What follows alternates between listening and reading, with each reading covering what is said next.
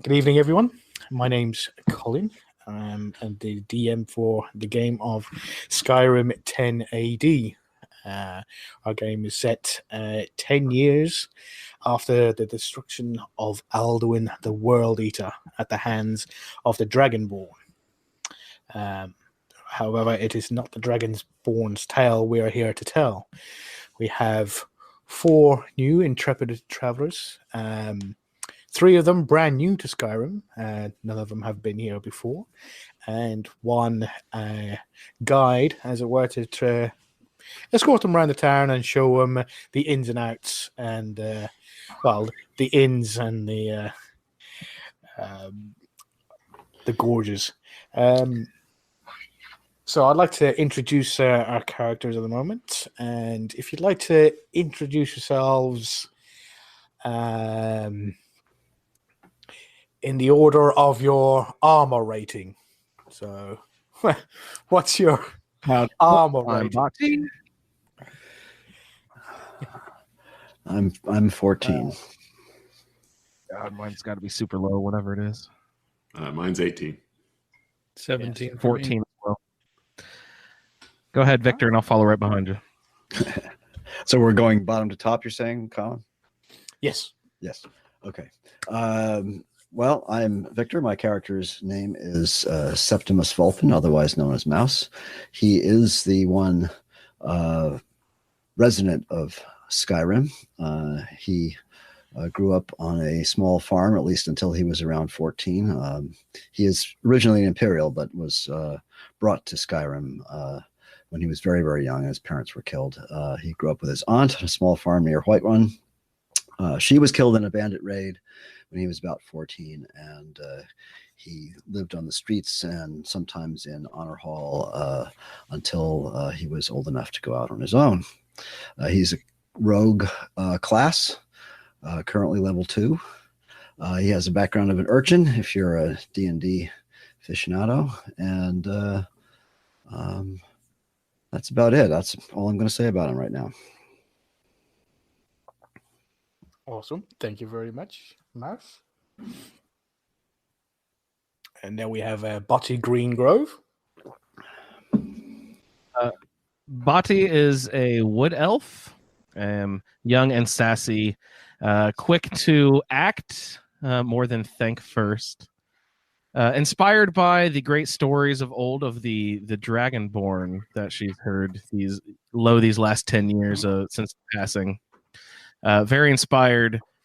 Wants to be a bard. Also, maybe in Skyrim, wanting to pay homage to the Bard's College in order to better hone her craft, in order to deliver the message of the Dragonborn as she grows and spreads the word, the good word of the Dragonborn throughout all of Skyrim. She's new to the area, found Luke around the border, and decided to team up and stumbled upon a cat.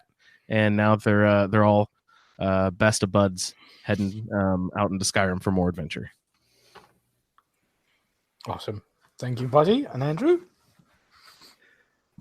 Okay, this is Ray. My character is Jaquai Chang Kane. He's a young male Khajiit monk. He grew up in a monastery in the wilds of elsewhere and has never known living anywhere else. His brother left when he was very young, and while at the monastery, he received a letter saying, referring to his brother. Somebody was looking for him, and the master was concerned, and so sent Jaquai to Skyrim to discover the location and the situation that his brother found himself in.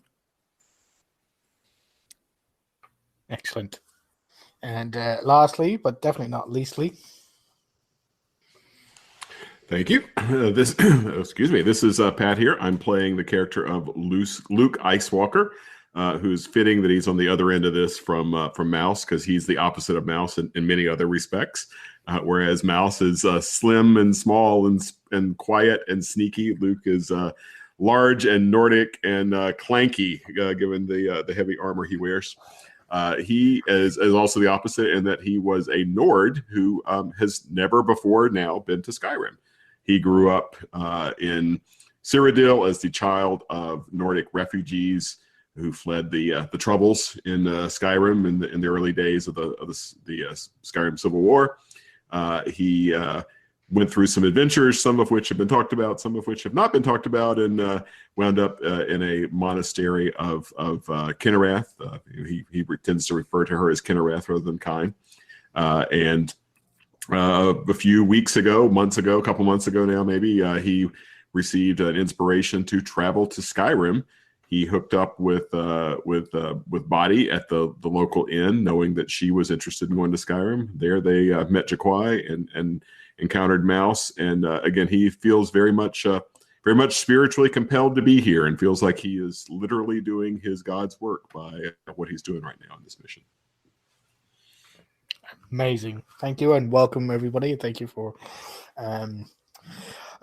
being my players and subjugate yourself to this. Last we left off, the troop had made themselves useful around the town of Falkreath, especially to the steward, Nenya. She had asked them to help her with certain favors, and they obliged and managed to work out a nice price to aid taking out some spiders of a mine, coming across a Nordic ruin, and then clearing some Draugr out of the town that seemed to be escaping its way out of the Hall of the Dead in the very heart of Falkreath, the city of Falkreath. Once there, they discovered that there may be a skooma operation operating in Falkreath Hold, much to the obvious dismay of Luke.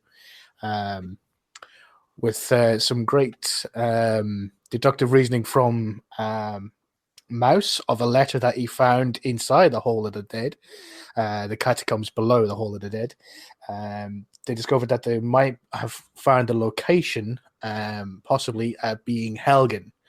They went there and attacked a group of bandits who seemed to all be imbibing skooma, but didn't seem very interested in selling it. They went down to the depths of Helgen Keep, where they encountered a man apparently from Luke's past called Broto Hetelius. A battle ensued while they were attacking Broto. They met another young Nord by the name of Lineal, begging for his life not to be harmed by the trio, by the quad. After taking Broto down, Luke, using the cantrip Spare the Dying, spared his life and trussed him up like a Thanksgiving turkey. And they troop, after a night's rest, escorted him back to Falkreath and had him locked away. It's in this time that they learned from Lineal that he has been infected by a disease or a curse that they haven't been able to identify.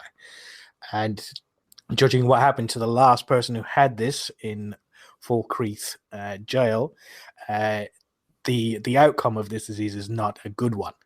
But taking some skooma seems to postpone its effects or delay the effects and delay them away.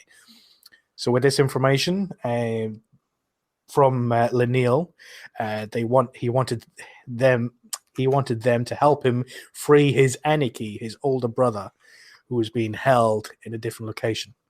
They headed off to Falkreath Tower and descended in, fighting off a smoke creature who ended up turning into what seemed to be an effervescent spider creature, and freeing Aniki. They headed off into the other room and ended up coming face to face with an Argonian man who seems to have a very extreme interest in alchemy. Once they entered the room, he thanked him for delaying his delivery of Nightshade, and then promptly stabbed a very red-colored heart and plunged it into a cauldron. And this is where we pick up. I would like everybody to roll initiative, please. Sorry about that very long intro. I didn't know where everybody was. I rolled 4. Okay, just give me 1 second. I like that intro, Colin. I was like, we did all that? We've been busy. So I rolled a 3. Right. I need 3 for my initiative. you guys are in trouble. So anybody gets 20 to 25. So that's a no. Give me 1 second. I've got to roll my own initiatives here. So that is the wrong dice. And so we have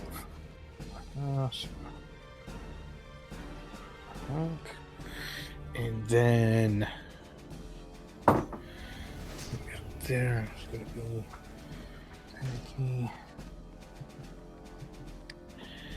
And then that one. So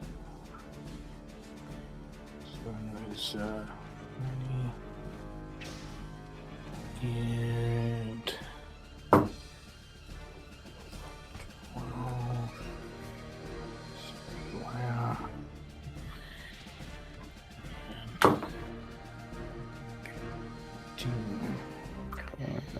sorry about that. So, as nobody got 25 to 20. Did anybody get 15 to 20?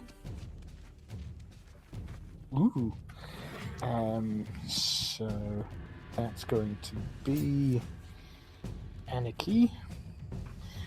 Does anybody get 10 to 15? Body roll 12. 12. Okay, so 5 to 10. Jaquai's got 5. Okay, so I have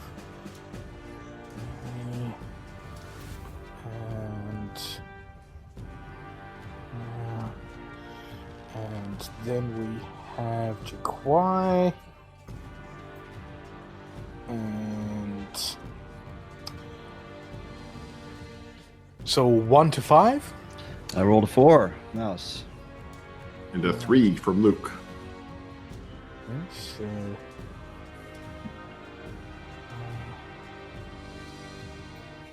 first and then Luke bringing up the rear. Okay, so first up on the layer on the initiative order is the layer action. So you guys, after plunging the heart into the cauldron here, you see a very big cloud of smoke starting emanating from this cauldron and starts to cover an area of 25 feet or a 25-foot radius around the cauldron, and it just starts churning out this green, golden, sort of like, flashes of red smoke just pumping out of this cauldron after he finished plunging the heart into it. That's the laying your eyes there. The next up is Anarchy. So Anarchy is here. So what is Anarchy going to do? Anarchy is going to, noticing, let's make a perception check, a quick one. Yeah, that's enough. It starts heading over in this direction. So what's that? So 5, 10, 15, 20, 25, 30. And then further action. Now they're going to hold their action in case anything comes within range. And they're going to attack with the sword if anything comes in range. And simply going to turn around to the rest of the group and say, he's a spellcaster too. Okay. So, next up after Anarchy is Butty. Butty, what would you like to do? Oh God, I have no idea. So as you're looking around, he's now started you saw the Argonian up there, but now he's become heavily obscured because there's now a 20-foot radius around this. He's been now engulfed inside the smoke that's now pumping out of this cauldron. Hey, Colin, I don't want to get us hung up on technical stuff, but the Hangout picture is not updated. I don't know if you're able to make an update, but okay, just give me one the second. Hangout picture is still showing the generic Roll20 screen. Okay. So,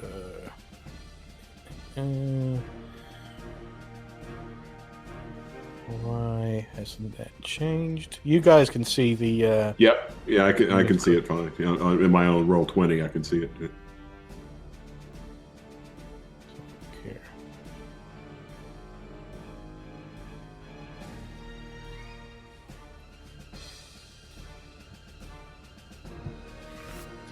Here. So, Butty, what would you like to do? Oh gosh, I assess the situation more. Maybe I'll move 30 feet closer and do sort of a. I don't know if I can like analyze the smoke or see if there's anything dangerous in the room. Maybe can I do an investigation or something? You can make a perception check from where you are. So yeah, Okay. roll a d20 and then add your proficiency bonus for. Well, I don't know whether you're proficient in. Perception as a plus Yeah, perception. 2. Yeah. Okay, so 11 plus 2 is 13. Plus your 1 Jack of all trades. Oh, so You get plus 14. 1 on every skill check that you're not proficient in. Yeah, Jack. 14. 14. Okay, so having a quick look around. Over on the opposite side, you see just about here. You see something bubbling up from underneath the surface of the water. The water is flowing in this direction. It's flowing from right to left. But it's not an extreme flow. It's kind of sort of like a gentle, but it is definitely flowing. If you were to stop swimming, it would probably pull you along. Over here, in this side, you see, Anarchy is heading off in this direction. You see about 10 foot in the air, there seems to be this ledge that's overhanging. All the water is going down below, but 10 foot high off the ground. So this is the ground here. This is 10 foot high in the air. Is a ledge that's hanging over and all the water is flowing beneath that. And you can suppose if somebody with enough skill could probably jump up here to be able to traverse across to the other side. Over here, on this side, there's absolutely nothing. No purchase of anything like that. It's just flowing water coming in from this side. Can I tell if the water is normal water that it's okay to swim through, or through my perception check? It seems just like regular water. It's sort of like, it's white in some places as it's rushing through, but other than that, it doesn't seem any difference. As I said, you do see some bubbling up coming from there and from your position, probably there as well. You see some bubbling coming from underneath the surface. Well, let's see. I've got fairly high dexterity, so I could probably make it up that wall. So I'm going to start heading towards that wall. Is that okay? Sure. Yeah. So if you can just move your character, which is just there. So if you can move it, and that that page is not renewing. So give me a second. Yeah, it doesn't seem to want to go live or something. And I'm trying to remember how I streamed just the Roll20 last time. So let's just stop that there. And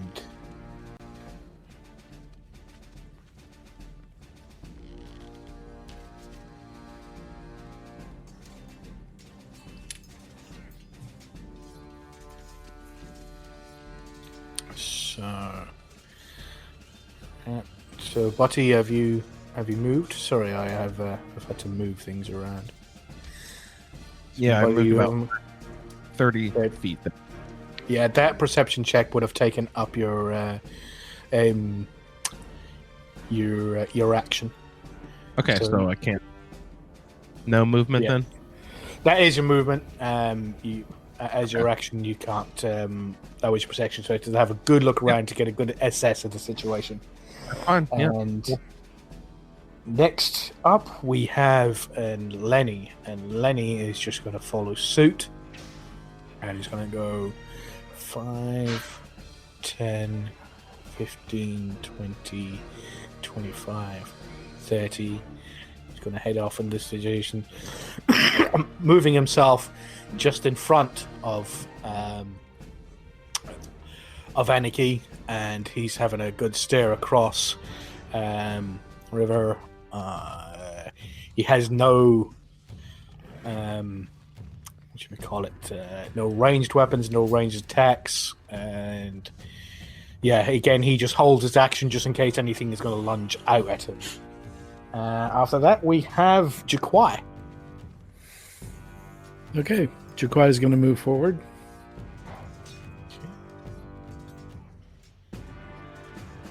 And hold right there.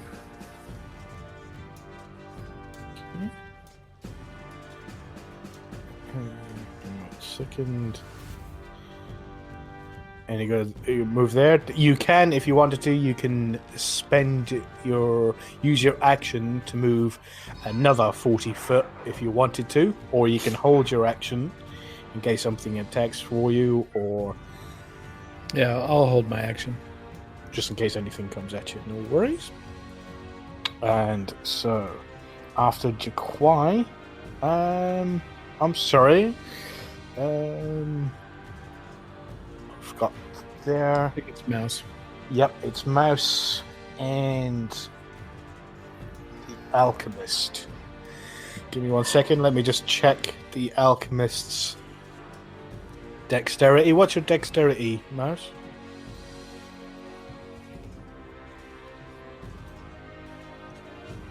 That's alright. He's only got a +1.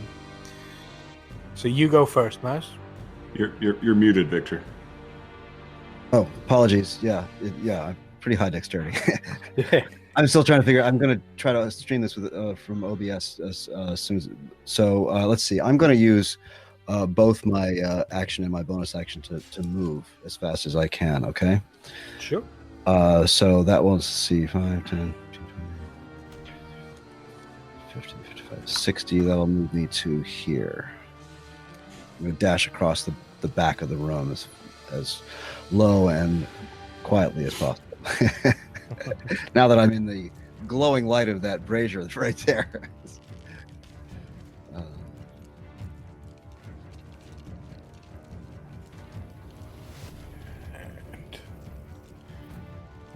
So, get back here.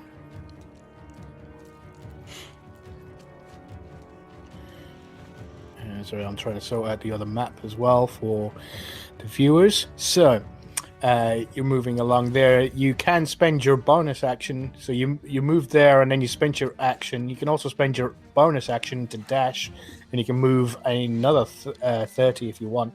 Well, I already moved 60. I did. Yeah, so you can use your movement to move 30. Then you can use your action to dash. Oh, I'm sorry. Yeah, so I can. You're right. So I can move a total of 90 feet. Yeah. Yeah, I think I will. So I'll continue to move across the back wall or whatever. Is this a wall back here where we are moving along? Yes. Yeah, it's the end of the room, the wall that you're just right next.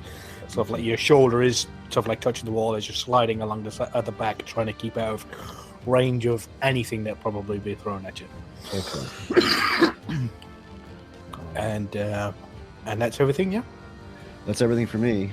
I'm still trying to get this. Give me a second, and I think I can do this using Stream Deck, so I won't have OBS up there. I'll have this full screen. there we go. Oh, you got it? Finally got it. I got it. Let's see if it stays live. If not, I will stream. Okay. Right. Let me just zoom out a bit here. Oh, good. Yeah, you are live. All right. And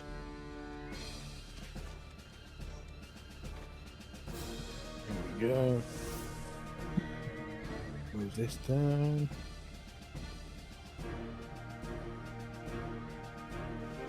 So everybody can see. I don't know whether everybody can see that. Yeah, Jaquai and I are hidden under the avatars, but that's all right. We'll be out of there soon enough, I'm sure. Perfect. So, after you comes the alchemist,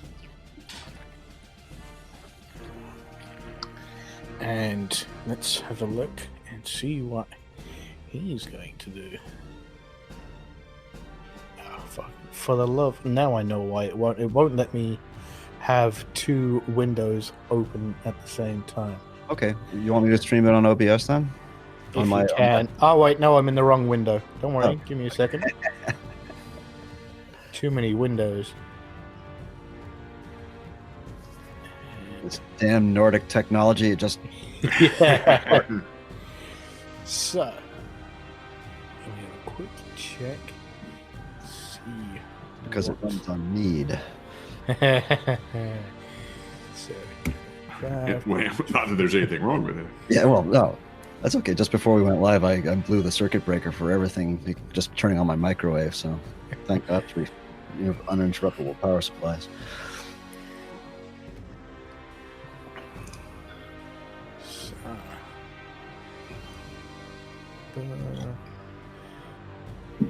Yeah.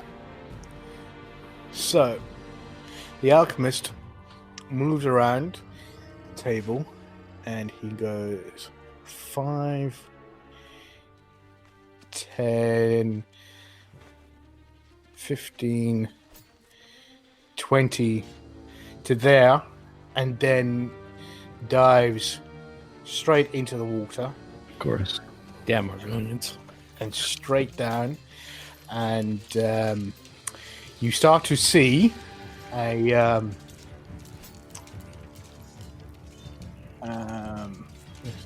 oh, sorry, that was Pat. No, that was the wrong one. So you start to see all his clothes starting to disappear, and then you see his tail starting to get inordinately large, and just then get larger and larger, and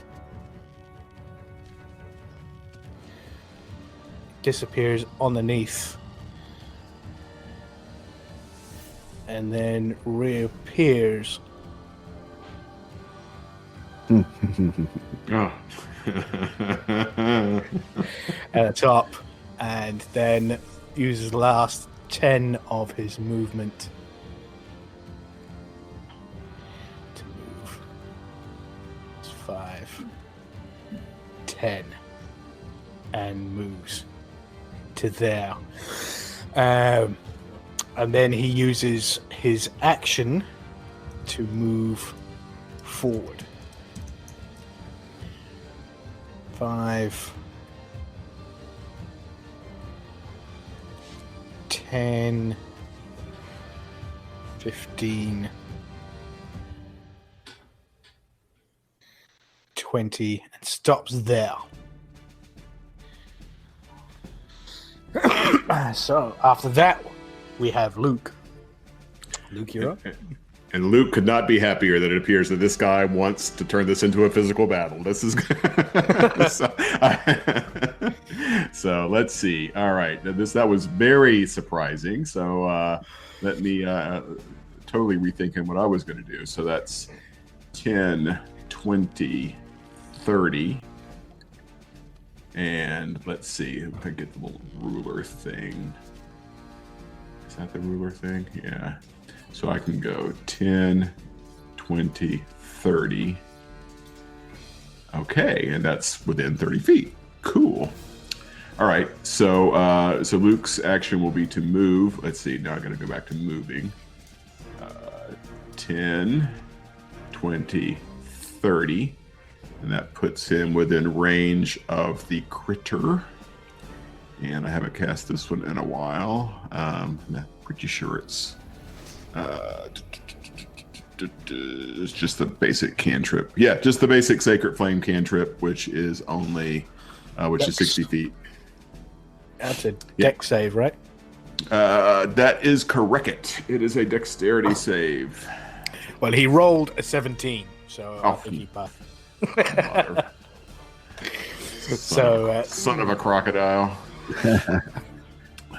Music's a little loud there. Yep. Okay, just give me a second. How's about that? Yeah, it's better. Okey-doke. So, Luke, after finishing Luke, up at the very top half, you see that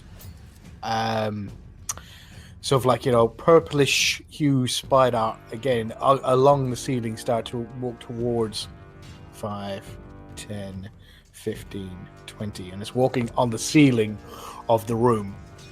And it sort of like seems to walk into the center of the room and then just stops there. And it's sort of like, its head is weaving from side to side. It's a bit too far away to see it too clearly, but it doesn't seem to be doing anything. It just is looking at the moment and then doesn't do anything. So after that, it is the lair action. So, and so let's do another 10. So it's now 30.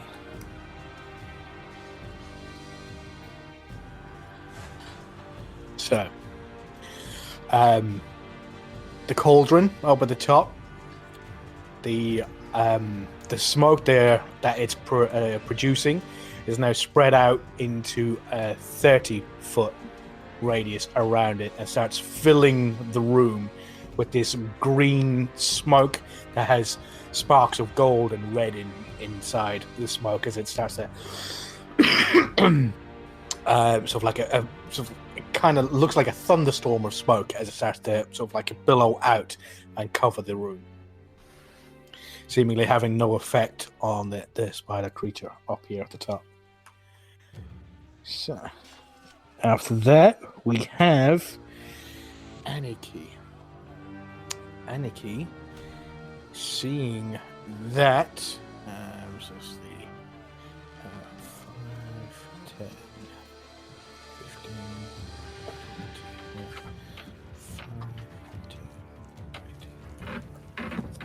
20, and so Anarchy is going to go 5, 10, 15, 20, 25. It's going to move to there, and she's going to hold her action to see if the crocodile comes in melee range, and she's going to attack it with her sword. She then quickly turns to Lineal. 5, 10, 15, 20, 25, and says, "Game face, Lenny." And Lenny sort of like looks down and sort of like looks over to her, nods his head, and then he clasps both his forearms with the opposite hand as if doing a handshake with himself, and then digs his nails into his forearms where you've seen all those scars along both forearms, and drags his nails down his forearms, drawing blood on both of his forearms and screaming, pursues himself into an extreme rage. Foam spits forth from his mouth. He goes, "Ah!" and then hoofs it straight forward towards the crocodile. And he goes 5, 10, 15, 20, 25. It gets right up close, right next to the crocodile, right in the middle, right where its head is there, right up against him. And let's see, Lenny, he throws the shield down to one side, and he pushes the leather strap for the mace up his forearm, and he attempts to grapple the crocodile. And he rolls an 11. What is his strength modifier? That is, and he's got advantage on that as well because he's raging. Oh, that is a natural 19.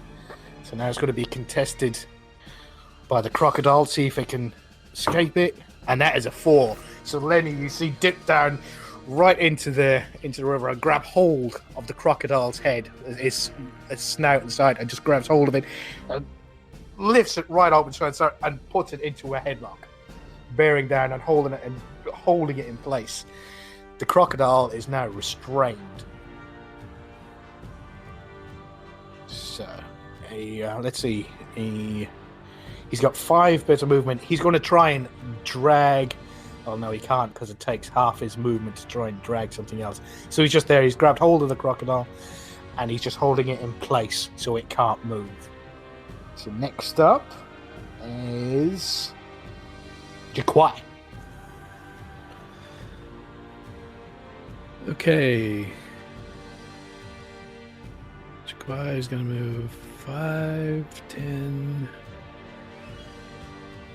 15, 20, 25. Only going to move 30. No, I'll go ahead and move a full 40. So that I can take a shot at the back of the crocodile with a dart. Yeah, 5, 10, 15. Yeah, it's definitely within your 20-foot range. So go for it. Roll roll your attack. All right. So that's 19. In total, that hits. Roll damage.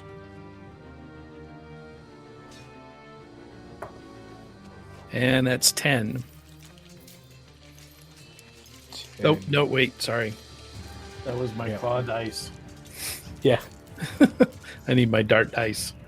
Yeah, it should be a 1d4 plus... Ooh. Still an 8. Still an 8. Oh. 8. You can only add 4. Right. I rolled a 4. Okay. Plus my 4 for my dex. Dex. Minus 8. Okay. So anything else you'd like to do?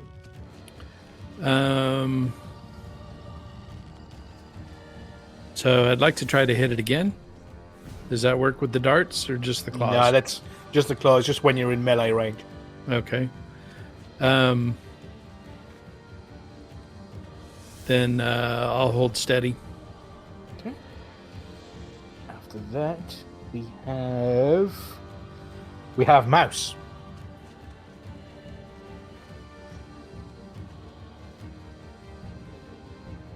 Sorry, okay. Mouse is going to move to there. I think I counted that right at 30, where he was. 10, 20, 30 angle, and draw his bow. And shoot at the creature. And he drops his bow, and the sharp point of the end of it pierces his shoe. And he lets you have to say it. What did you get? You have to say it. Natural 1. Ouch. Oh, poor buddy. Yeah, poor little guy. But at least he has a bonus action, right? So yep. He's going to run over here and get between these two here. So at least he's close.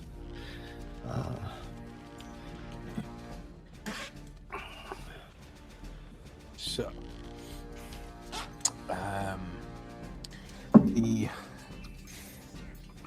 crocodile is going to attempt to break free of the grapple. He didn't expect somebody to be this strong. So, I just check. Before did Body take an action? Any key. I'm standing back here. Oh, I think we missed Body. Yeah, Body should have. I think Aniki inspired Laniel, and I think. Sorry about that. Yeah, so Yeah, Botty she was should've just gone after before Aniki. me. Yeah. So you can go now, Botty. Sorry about that. Let's draw a bow. Take a shot. Go for it. Within 80 feet. Let's see, 5, 10, 15, 20, 25. Yeah, I'm about 40 feet away. Okay. So, sorry, let me roll.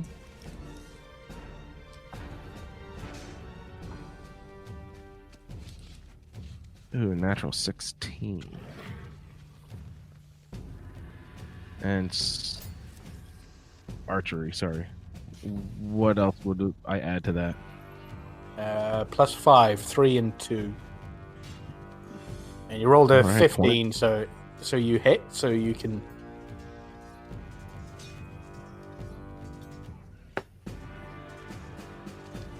Okay. Roll for damage. Which is 1d6 +3. Nice. 4, that's +7. So you hit the crocodile while it's restrained right in the side of its mouth, just as it's holding, actually in its throat. Lenny has grabbed hold of the head and started lifting. There you see the very pale underside of the throat, and as you hit it, you suddenly see the form drop. The crocodile disappear. Mm-hmm. Whoa. Crazy. And give me a second here.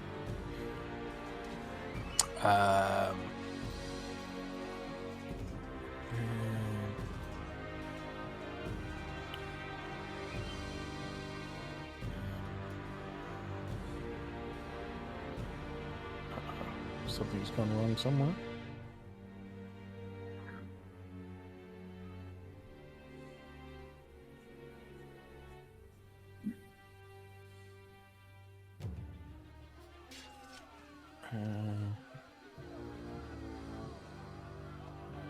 Right, here we go. GM layer. Sorry about that. Technical difficulties with the map. So in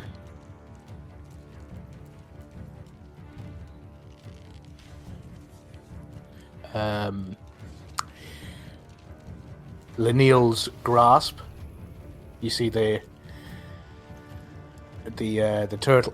Sorry, the turtle. You see the crocodile disappear, and then the Argonian reappear. I'm going to have Lenny roll a dexterity check to see if he can keep hold of him after you transform into a smaller form. Oh no, and that's a 1. Oh no! So Anyway, as he sort of like, shrinks down after Botti hits it straight in the throat with the arrow. The arrow sort of like, falls to the ground as sort of like, there's no blood seemed to be spilled from the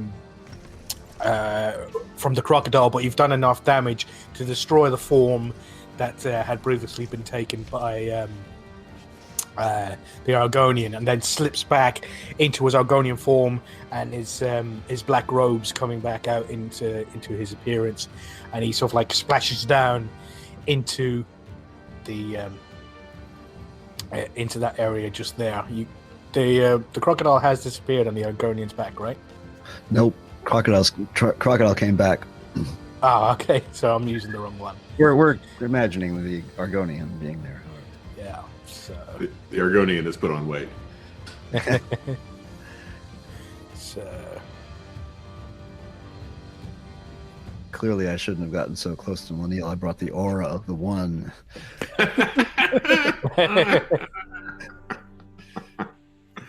No. Done it again. I need to. That'll be a good nickname for Mouse's nickname. The one? One. Of course.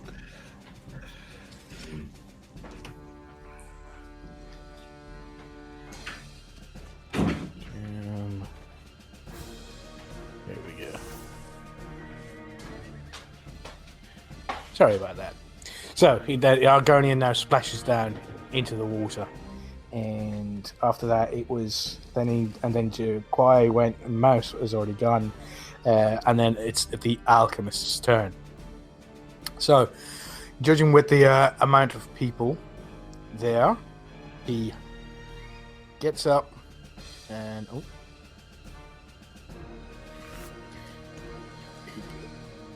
gets up to the surface and moves here, and then turns to face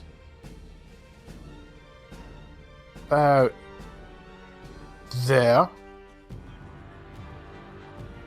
and then casts Thunderwave.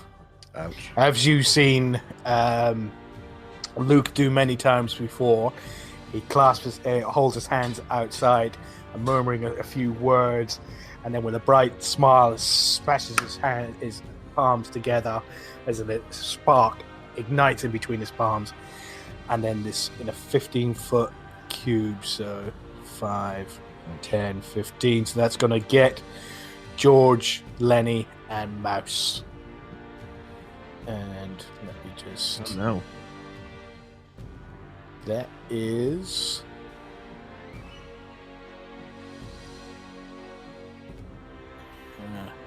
the wrong one.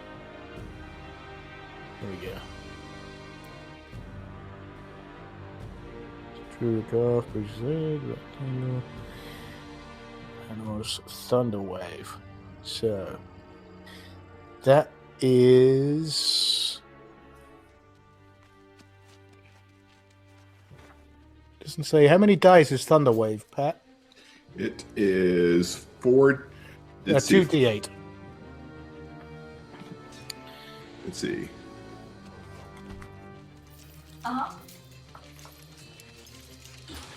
Yeah, 2d8, and it's put. Yeah, on a fail save is pushed, on a successful save is not pushed. Yeah. So got 2d8. So we got that. That is not a d8.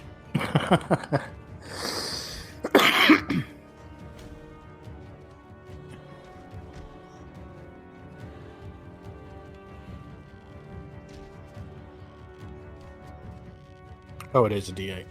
No, it's not. I've lost my bloody d8.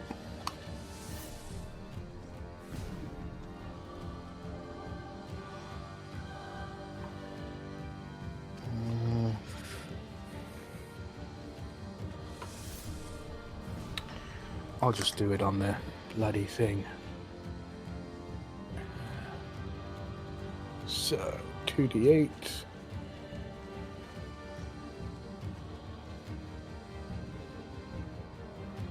2. Nice.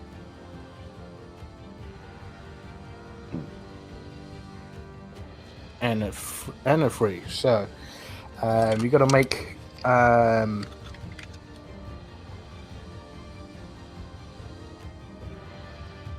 let's see, fail save. 54 Constitution saving throw. Please.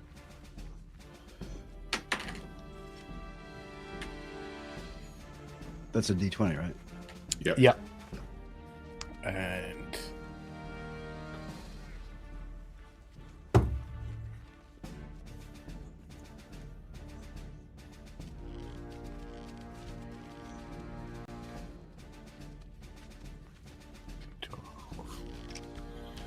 so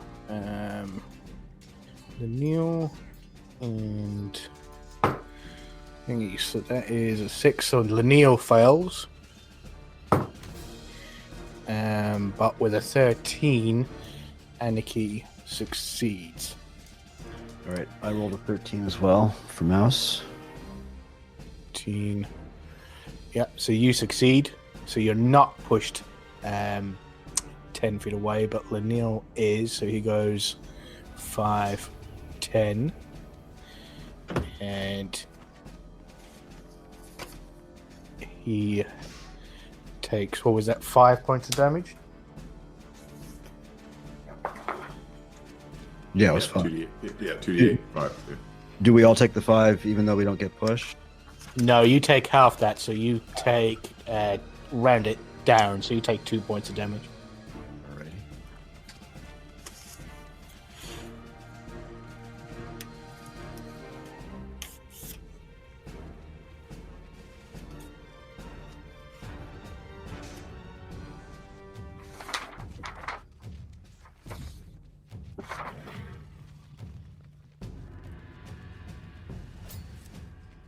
Doug. And then for his movement, he's going to jump back into the river. That's so it's 5, that's 10, and 15, 20, and then he's going to dive down 5 feet. So he's now 5 feet below the surface as well. So he's now disappeared from view. As he's moving away, Mouse, you do get you can use your reaction to make an opportunity attack, as he was in melee range of you. I would love to do that. May I attack with my daggers? Go for it. You can only use one dagger, so Okay. one attack. Yeah. So, let's see. That's plus Dex and proficiency, so that'd be 23. 23. That hits. Nice. And so a D4. So it's just a single D4. Let's see. And I rolled a 3. Do I get attack bonus on that too, right? So 6. No, yes. I don't. Yes, I do. Okay, yeah, 6. Minus 6 up there. Doing your actual first damage to the alchemist so far. So now, after the alchemist, now it is Luke's turn. So this area here, the shoreline area of the river, is it an abrupt shoreline? Does it gradually slope into the river? What is the transition from the hard ground we're on to the river in kind of this area in front of Luke? It seems to be kind of like gradual. It's probably like about a 10 foot, so you could probably step down into it. You've seen the alchemist being able to get up and out pretty easily. Didn't have to do a strength check or an ability check. So, but you did see that once he entered this area here, he did descend at least 5 feet. So he's now below the surface. Yeah. So you don't know how deep it is. Yeah, I'm assuming he is probably out of range and mechanically, I can't imagine that him being in 5 feet of water. You can still attack him, but you'll be attacking at disadvantage. So you Yeah, can probably you know where he went down, and you can probably faintly see him through the water. Yeah, I don't like my little flame strikes chances versus a an Argonian submerged underwater. It just feels like it's not likely to be too effective. So that's what I was thinking. If I can go, all right. So if I can, let's see, that square is this square. Okay, this square. All right, so I'm gonna propose. All right, sorry, I gotta get back to movement. All right, I'm going to try to move Luke to right there, so he's sort of wading in the water. Is that like up to his knees or something there? If he just sort of splashes into water and. Okay, all right, so that then puts him within range of 60 for the spider, and I will cast my flame cantrip at the spider on the ceiling. You don't really have to roll to hit. So let's say you did hit it.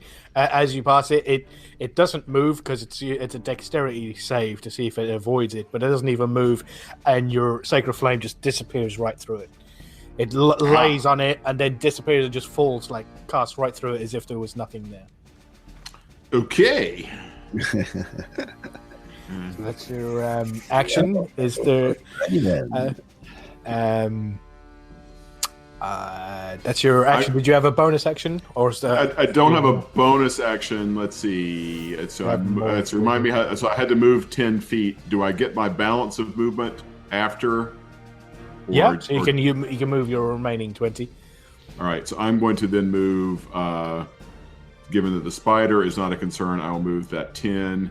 I will move there to be. Where did Lenny got pushed to? He's behind you with the orangey. With the orange, that? yeah. Okay, all right. I'll move there. Lenny's got plenty of room to come up beside me if he has a strike. Okay, yeah, that's it. That's it for me.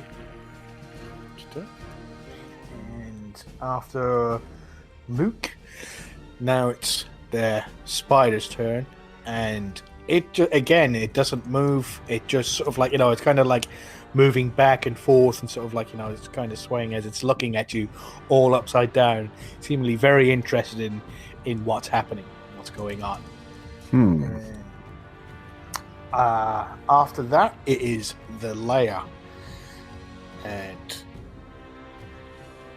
layer action, and we have the smoke excuse me, from the cauldron extends again and starts spreading out even further. So it's now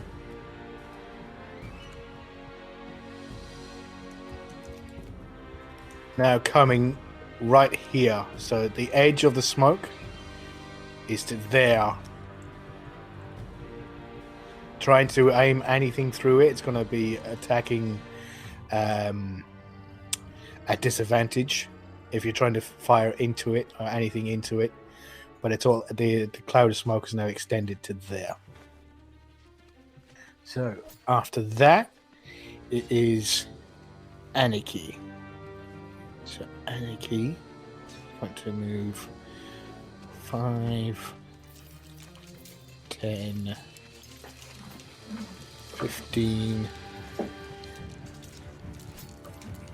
20, 25. It's going to move to there, and again, she's going to hold her action in case anything comes in range, and she's going to take a swipe at it with her sword. And after that, it's Butty. Looks like my view is obstructed of the spider here.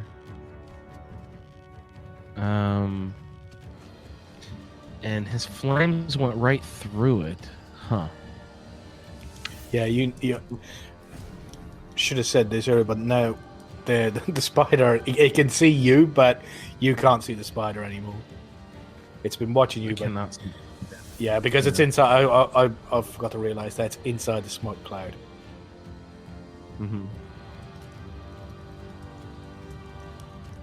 Oh, he is inside the smoke cloud. Okay. I'm going to head towards this ledge then. Let's see, 5, 10, 15, 530 is to here. And instead of an attack, can I use that as a bonus action to move again?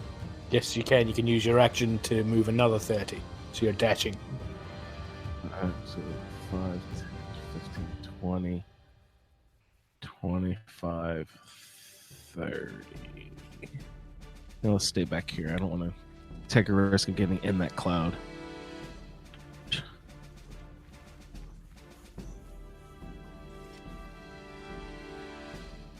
All right. Anything else I need to do? No, you do have a bonus action. What shall I do with that? Can't really see the spider through here. The guy's underwater. Can I use it to move more? No, that's a feat that only Jaquai and Mouse has. But you do have a bonus action that you can use.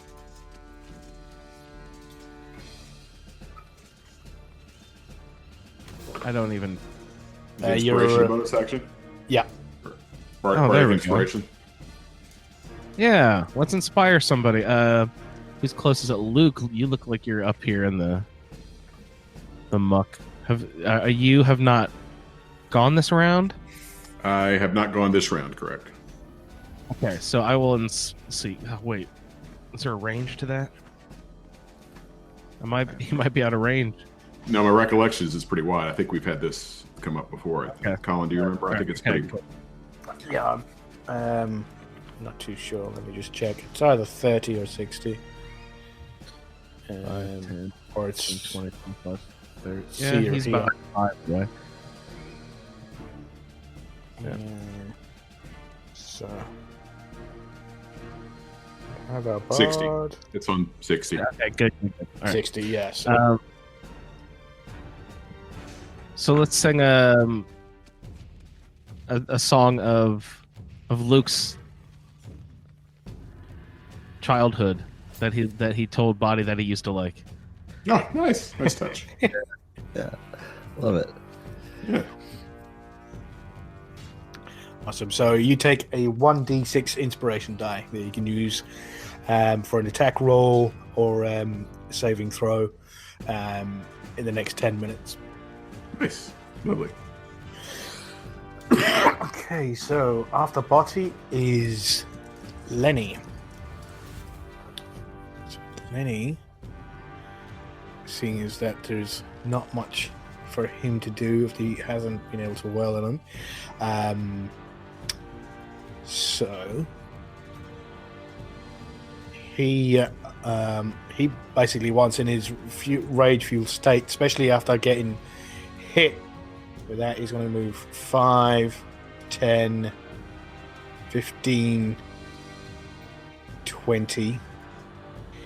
And he dives down, jumps into the river, trying to find. And let's see if he can roll a perception check, see if he can find. Yeah, definitely, that's a 17. So he sees Alcros and he's going to attempt to grapple him again and pull him back. And let's see. Yeah, he's still raging. He took damage the last round. So no, that's a 2. So Cool. in the water, the Argonian's just too quick for him. Managed to duck down right out of Lenny's that. That's his action, and he doesn't take a bonus action. And his oh wait, that was a strength check. Is it? No, sorry, it wasn't. It was just an attack, so he doesn't get advantage. Right, so that's Lenny finished. He doesn't have a bonus action. So Lenny is finished there. After Lenny, we have Jaquai.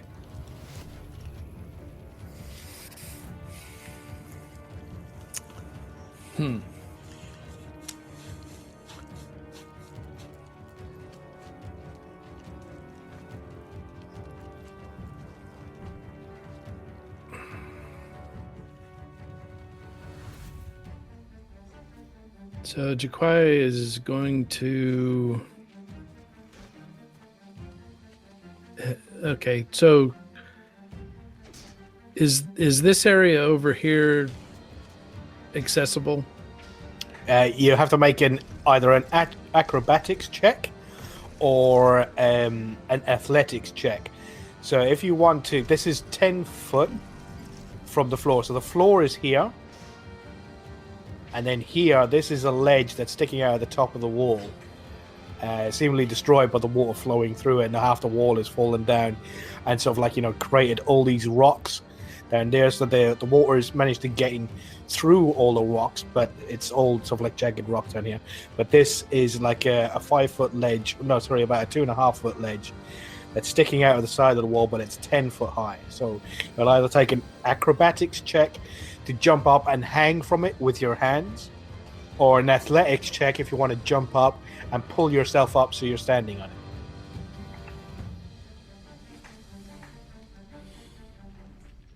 All right, so I would rather be standing on it than hanging from it, even though there's a big advantage to acrobatics over athletics for me.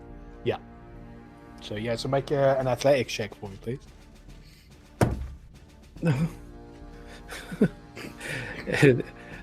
You know that sound that you make when you drag your claws down a chalkboard?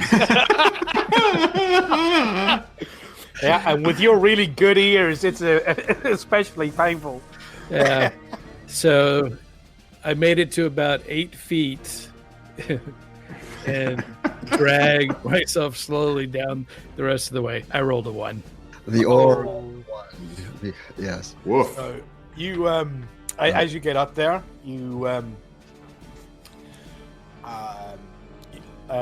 grab. You do actually manage to grab hold of it, but then your claws start to screech across it, and you actually pull a clump of moss that was on the side and pull it off, and it flows right in your eyes. At the moment, you've got a huge chunk of moss covering your face, and it stinks. I got that going for me. Is there a bonus action or anything else you'd like to do in your turn? Splash a little water in my face. After that, we have Mouse. Yeah. Well, this might be incredibly stupid, but Mouse sees Lenny dive in there, so Mouse is going to do the same and draw his daggers. Is that within his ability to do? It is, but if you're attacking on the water, you do have disadvantage. Disadvantage, yeah, I realize. I roll disadvantage twice, once for each dagger, or just once for both daggers? No, you roll twice for both daggers. Twice for both. The other dagger will be the offhand attack. Right, okay. So, well, got to try to do some damage to this thing. Yeah. So let's see. Roll twice for each dagger here. Ouch. Oh, well, it's not. I rolled a 20 first. Because I roll ones when I need something good, and I roll 20. Anyway, I rolled a 16 second, so that's 16. So that attack. So roll for damage, and that will be your the 1d4 and your 3 decks. I think it is 3 decks. Yeah, 3 decks. So that's 4 plus 3, 7. All right. So now I'll roll the second one. Yeah, and this one you don't add your dex to the damage. Okay. 16. 5 was the second roll. So, do I even need to roll for damage on that one? No, so you missed with the second one. Yeah. So how much was the first damage? Did you say 7? 7, yes. Now I realize I'm going to take potential hit here, but I'm going to dash back for my bonus action. Well, for your bonus action, you can disengage, which means That's right. I forgot. Yeah. he doesn't have an opportunity attack, or you can sort of like try and pull away, and then you could use your bonus action to try and hide. Yeah, I'd The probably- water. You're inside the smoke now, so Yeah, so I'm trying to think I'm moving out of that. But I can only disengage. I can't move, right? So, well, did you use all your movement there to get there?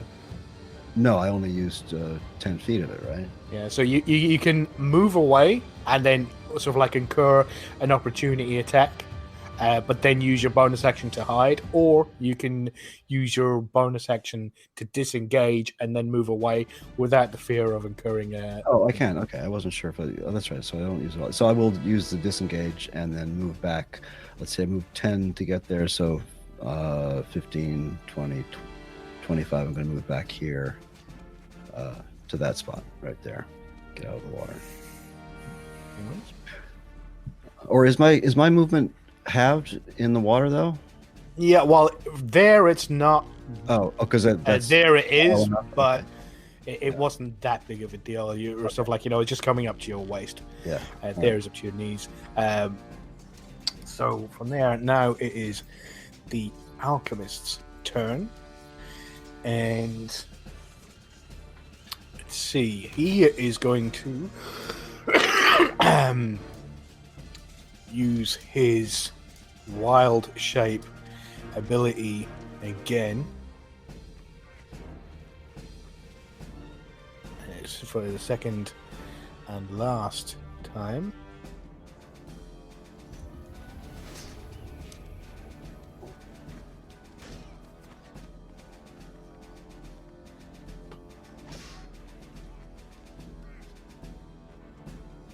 And again, you see him expanding out and turning into a crocodile again.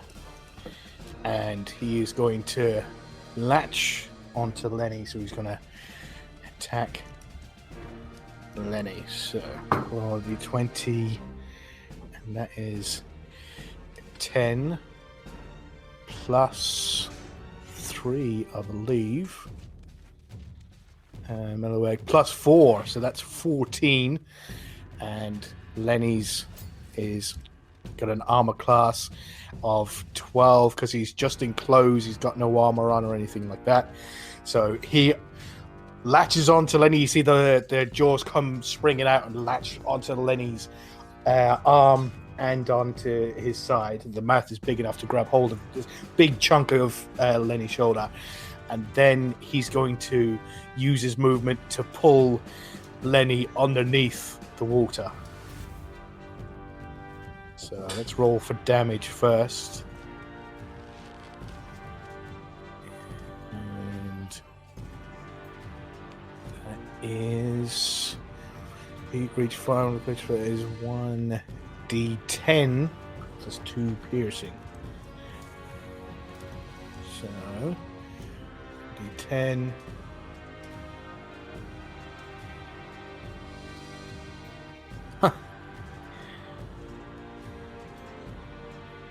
That is a 2 plus 2, so that is 4 points of damage. And then he uses his movement to try and pull Lenny underneath, and it takes half his movement. But now, as you see, Lenny is starting to be pulled below the surface of the water, and then he disappears. He's in the cloud. And you see just the legs kicking up underneath. Lenny's got a good constitution modifier, so he has plenty of air for the moment. And that is the alchemist's turn. After that, it's now Luke's turn. Okay. So Lenny is... So the smoke is there. Can we, because we're close to what's going on with Lenny, and can we see what's going on? Yeah, you kind of make out. Actually, roll a perception check, just a quick one, so you just have a quick glance to see if you can hear 16, I think. Let's see what's going on. That's plenty. You hear Lenny scream out in pain as the jaws jump down on him, and sort of like mouth pulling back, and he's going, he's just about there. And then you hear Lenny scream out, and you see Lenny's like head and his shoulder just disappear underneath the surface of the water. Okay. It feels like it's maybe more productive to see if I can, given that he's in the shallow bit, I'm wearing armor, so I'm not going to dive in, but I'm going to try to step to kind of this shallower area here and see if I can grab a sufficiently meaty part of Lenny's body to exert some force against the crocodile and see if we can pull him back onto the shore or at least to the surface. So try to grab Lenny and contest the crocodile to bring Lenny back to the surface. Yeah, so that's going to be 2 rolls. So roll an attack to see if you can attack Lenny, if you can grab a hold of Lenny, but he is underwater now, so he's going to be at a disadvantage. All right. 13 and 12. Let's see. So what would be the modifier on that? You're trying to grab him, so you're trying to grapple him, so that would be your strength modifier. Strength. Okay, so that would be 16 then, even with disadvantage. Yeah, so you definitely grab hold of it. So you get a chunk of Lenny. So now you're going to have a contest with the crocodile to see sort of like a strength of contest. So this isn't at disadvantage. So just roll a strength check for me, please. All right, let's go here. Oh, that's not good. So strength. So do I add strength modifier to that as well? Yeah, just not your proficiency. Okay, right. So that is, I am going to use my inspiration, which is a D6, I think. Yeah, D6. So I rolled a 7, plus strength modifier is 4 is 11, and to that I am going to add 3 for 14. 14. I'm afraid the crocodile rolled a 12, and he's got a +2. And I know that if you both draw, then it stays at the status quo. So you do have a hold of Lenny, but also there's a crocodile, so he doesn't move. So he doesn't pull him any further away, but you also can't pull him away because your strength is about equal. Okay, was I able to keep Lenny sort of, is he under the water and I'm holding him static, or is he like... No, your hands are below the water. You've like got a hold of like half a shoulder or something like that. And you're trying to pull away, but his head is still below the water. All right, I'll status quo it is then. We'll try to keep. I'll try to maintain the status quo. Okay. So after that, it will be the spider's turn. You don't see the spider, but you do hear off in the center. It goes, such a fitting spectacle. The mistress will be most gratified at this outcome. Whoever shall succeed. And we're going to take a quick break there. And we'll be back in about 5 or 10 minutes. Just give the guys a chance to wet the whistles. And me myself to get rid of this nasty cough. So thank you everybody for joining us on this episode. I believe it's episode 22 of Skyrim 1080. And tune in next time to see if we can get to the conclusion of our intrepid gang's face-off against the alchemist. Thanks, everybody. All right, we'll be back soon. Awesome. Thank you, guys. Skyrim 1080 would like to thank Tabletop Audio for the use of their music in this podcast. If you would like to find more music like this, just go to tabletopaudio.com for more information. Thank you. Thank you for downloading this edition of Skyrim 10AD. Email the show at skyrim10ad@gmail.com. For more information, please visit asapodcasting.com, where you will find a Skyrim Addict podcast, the Fallout feed, and our Amazon link, which benefits the Cystic Fibrosis Foundation. Find our social media in the show notes. Thanks for listening.